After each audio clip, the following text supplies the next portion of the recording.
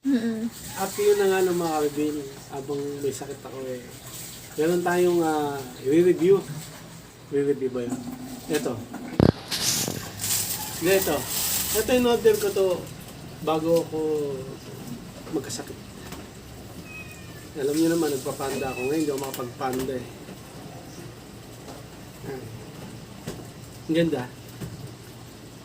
Sa mga karibil na kapanda ko, mura lang to eh, nasa 200. Kasi meron to, ibang tela, cotton, no? 500 data. So ito ano lang siya, anong ano to, tela? Satin yan eh, Satin. madulas. Tignan natin kung kasya. Shot ko. Okay, ito na, sinot ko na. XL to. Yan.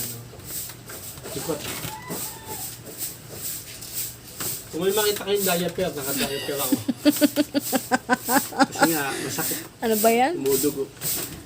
So, ang ganda, no? Kaso hindi ako makapag-panda muna. Kasi nga, mamaga. Alam nyo na yun, no, mga kabibin. Kung gusto nyo nito, sa Yellow Basket sa may TikTok ko. So, hindi pa ako nakagawa. Pero sa TikTok naman to pwede.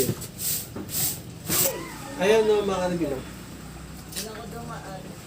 Malamig siya kasi nga ano siya, satin, no? Satin, hindi siya cotton. Kasi pag cotton, mahirap pag mainit ang panahon. Init no, no? Sa katawan pag cotton.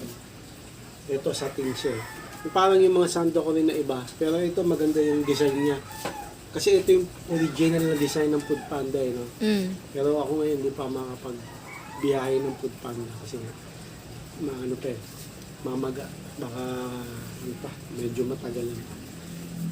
Pero dadasal ako na makapag-Food Panda na ako para may panggastos sa araw-araw. Kaya ito, okay.